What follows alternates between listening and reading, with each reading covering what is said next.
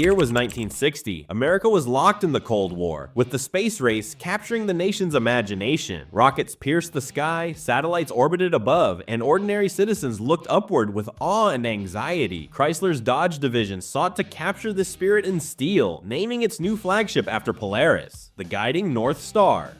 Thus, the Dodge Polara was born. But this wasn't just a car, it was a statement of ambition. The Polara embodied what historians call Detroit Baroque, a design language of flamboyance, extravagance, and sheer excess. Rear fins soared like rocket wings, taillights mimicked supersonic jet nozzles. Chrome trim wasn't added sparingly, it was poured on, gleaming like the armor of a futuristic knight. Step inside and the cockpit felt closer to science fiction than suburban practicality.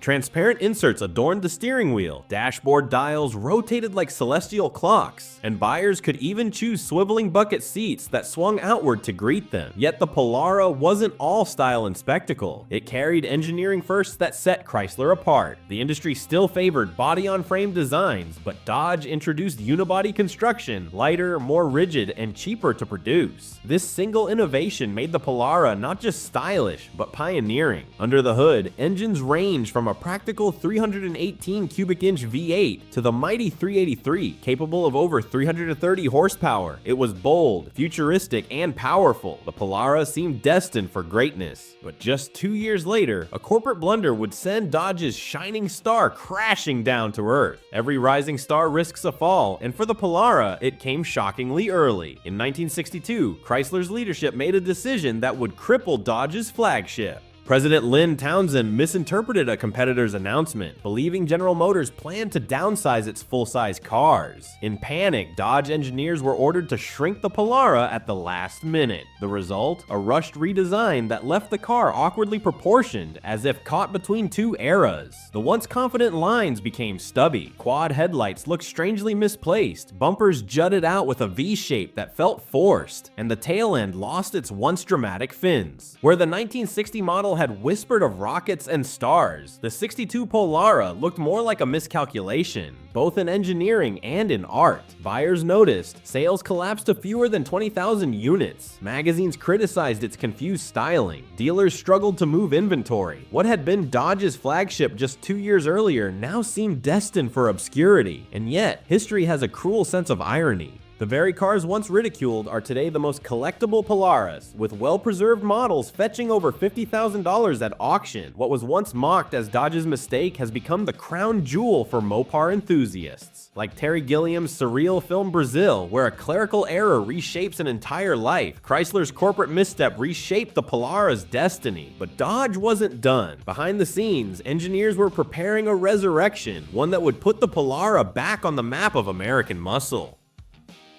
By 1963, Dodge had learned a hard lesson. The Polara, once a flagship star, had fallen victim to rushed decision-making. But in Detroit, reputations could be rebuilt with speed, muscle, and clean design. The Polara returned to its full-size roots, longer, wider, and confident once more. The fins were gone, replaced by straight, disciplined lines. Its stance was assertive yet understated, signaling not excess, but strength.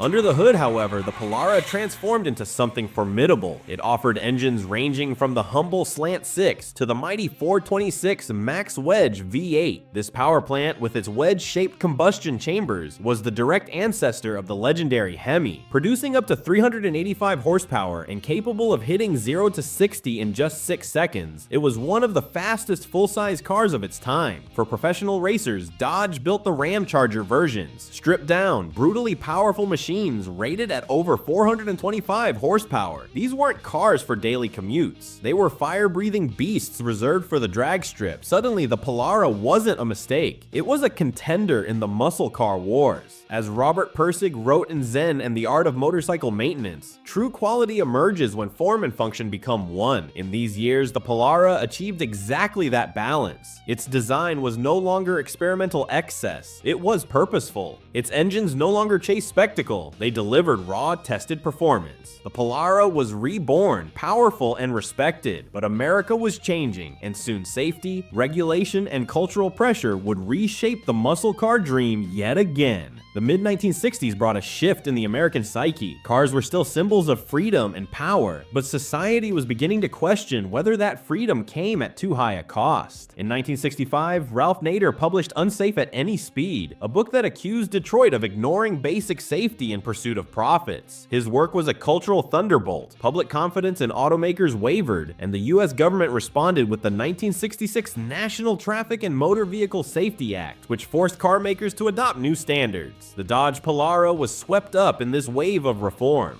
By 1967, the car offered energy-absorbing steering columns, padded dashboards, dual-circuit braking systems, and eventually 3-point seatbelts, features that transformed the Polara from a pure performance machine into a safer family choice. These weren't just checkbox updates, they marked the growing influence of science and regulation on American design. Ironically, safety didn't dilute the Polara's appeal. If anything, it widened its audience. Now Dodge could market the car not just to thrill seekers, but to parents, professionals, and those who wanted both speed and peace of mind. The 1960s were a cultural tug-of-war between unrestrained horsepower and new responsibilities. The Polara stood right at that crossroads, embodying a nation grappling with identity. Could a car still roar like a beast and protect its driver at the same time? For Dodge, the answer was yes. But as the decade closed, a new design language was about to give the Polara both elegance and its most enduring legend. As the 1960s gave way to the 1970s, Chrysler reimagined its design philosophy. Out went sharp edges and boxy profiles. In came what designers called the fuselage look, cars shaped like aircraft bodies, flowing, rounded, and organic. The Dodge Polara was one of the first to wear this new skin. To some critics, the look felt bloated, soft, even indulgent. But to others, these cars were among the most graceful full-sizers Chrysler ever built. The Polara's versatility was its strength. It could be the affordable family sedan, the fleet vehicle for taxi companies, or the stylish cruiser for executives. But its most legendary role came with the law. The Polara's police package was a force of nature. Equipped with Chrysler's 440 cubic inch Magnum V8, reinforced suspension, and upgraded cooling systems, it became the fastest factory-built four-door sedan in America. Top speed, nearly 150 miles per hour. For state troopers chasing down muscle cars on open highways, nothing else compared. From 1969 to 1973, the Michigan State Police rated the Polara the best pursuit vehicle in the country. Criminals feared it, officers trusted it, and collectors today call it one of the greatest police cars ever built. In many ways, the fuselage Polara represented peak Mopar. Stylish, powerful, respected. Sales climbed past 100,000 units in 1973, proof that Dodge had built a winner. And yet, ironically, that same year marked the Polara's swan song, because while Dodge had perfected the formula, global events were already writing the car's obituary.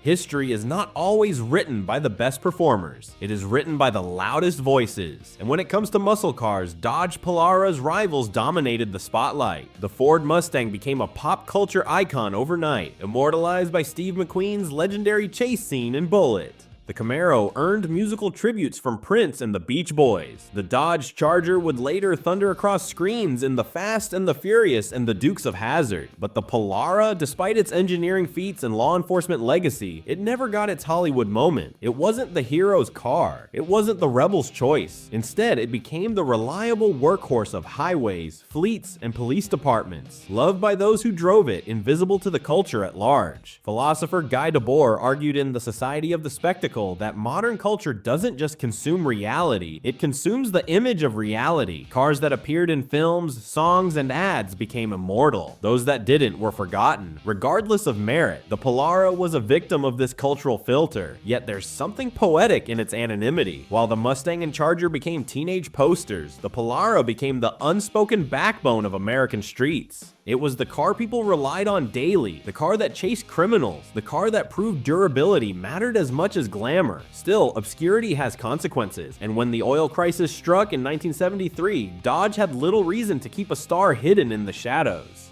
By 1973, the muscle car era was collapsing under the weight of global change. The oil crisis made gas-guzzling V8s less attractive, while rising insurance premiums punished performance models. Dodge already had the Monaco waiting in the wings, a car built on the same platform as the Polara but marketed as more upscale and profitable. The decision was simple: the Polara nameplate would be retired. After just 14 years, the star that once symbolized ambition disappeared quietly from showrooms. But history has a way of circling back. Today, the Polara enjoys a quiet revival among collectors and Mopar enthusiasts. The 1962 Ugly Duckling, once ridiculed, now fetches over $50,000.